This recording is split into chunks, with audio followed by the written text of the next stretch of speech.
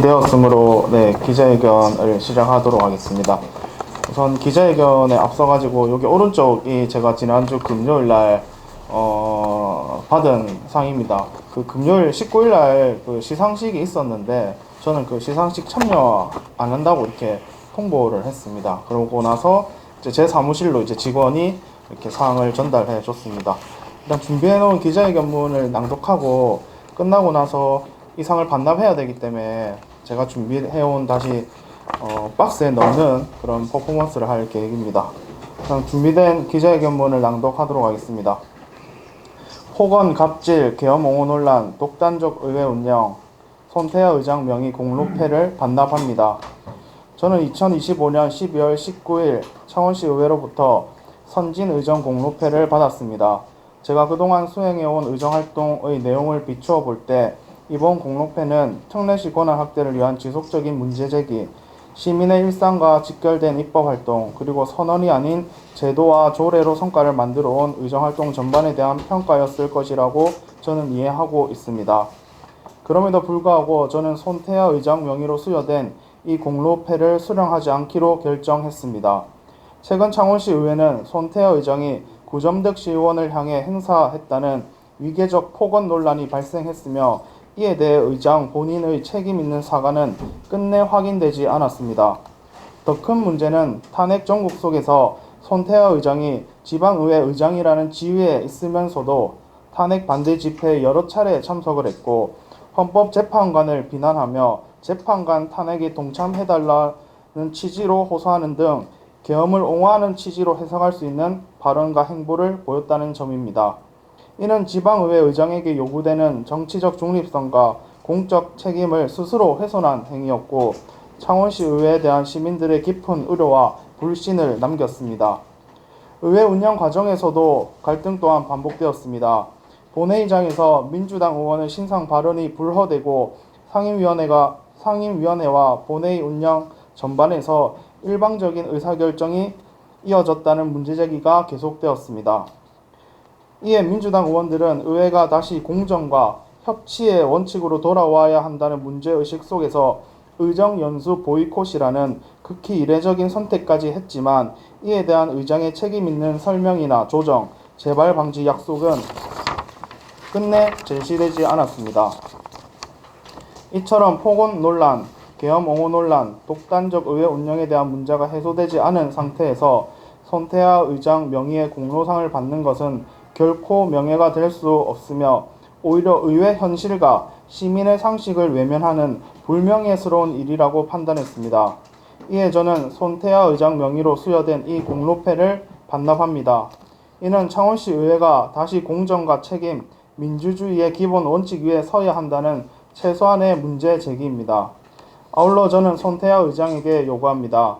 구점득 시의원을 향한 위계적 폭언 논란에 대해 책임 있는 사과를 할 것, 탄핵 반대 집회 참석과 계엄 옹호로 해석될 수 있는 발언이 지방의회 의장으로 부적절했음을 인지하고 시민 앞에 공식 입장을 밝힐 것, 그리고 본회의 운영과 의사진행 전반에서 공정성과 절차를 회복하기 위한 명확한 기준과 재발 방지 대책을 제시할 것을 요구합니다. 의회 운영을 둘러싼 갈등과 논란의 책임은 결국 의장에게 있습니다. 의장의 책임 있는 태도 변화 없이는 창원시 의회가 다시 시민의 신뢰를 회복하기 어렵습니다. 저는 앞으로도 시민의 눈높이에서 창원시 의회가 신뢰받는 의회로 돌아올 수 있도록 제 역할을 다하도록 하겠습니다. 2025년 12월 23일 창원시 의원 진형이. 이상 받은 공로패를 다시 포장하는 작업을 하도록 하겠습니다.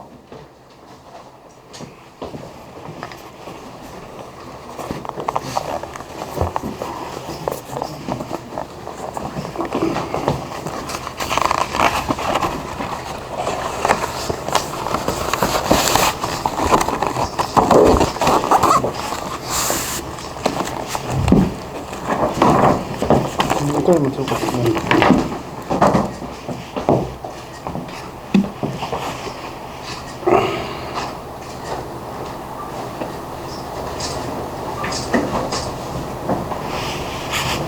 네, 혹시 의장이 책임 있는 그 태도 변화 없이는 창원시 의회가 다시 시민의 신뢰를 회복하기 어렵다라고 말씀하셨는데 현재 지금 창원시 의회가 신뢰를 상실했다는 것은 어떻게 의원으로서 느끼시나요?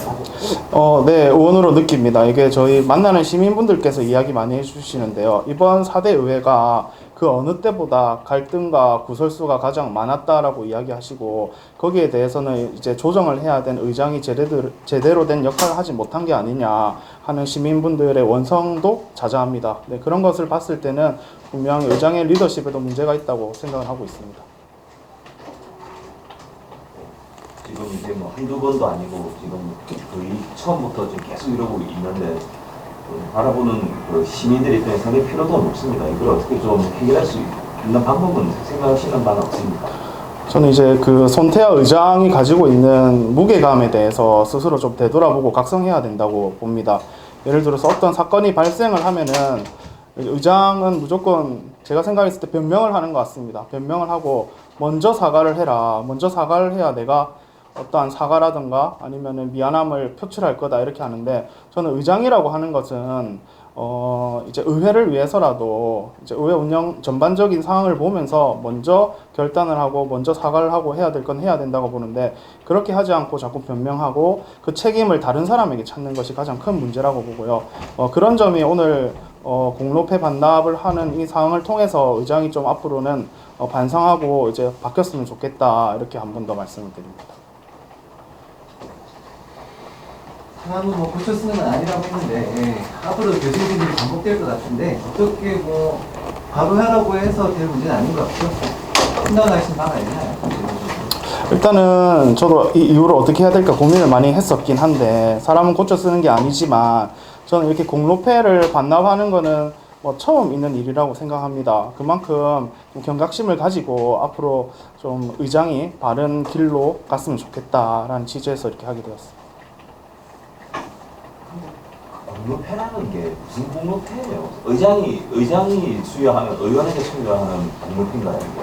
네, 의정 활동 전반적으로 이제 잘할 의원들을 상임위원회에서 추천을 받고 그 추천받은 사람들을 최종적으로 의장이 결정을 해서 상반기, 하반기 이렇게 상을 주는 것으로 알고 있습니다. 아, 계속 그렇게 다 썼어요? 네네. 근데 이번에 몇 명이 받았어요? 이번에는 5분이 받은 걸로 알고 있습니다. 5명이 받았는데 민주당에서는 네, 정확하게는 아마 그 의회 사무국에 물어봐야 돼요. 저도 그날 참석을 사실은 하지 않아서 가지고. 네. 상임별로 5명이잖아. 5개 상임이잖아. 그러니까 5명. 그것도 순서대로 돌아가면서. 네, 상임위별로 한 명씩 추천을 받는데 상임위가 5개이기 때문에 아마 5명이었을 거라고 합니다. 네, 추가적인 질문 없으시면 이대로 기자회견을 마치도록 하겠습니다. 상은 제가 의장실에 바로 반납하도록 하겠습니다.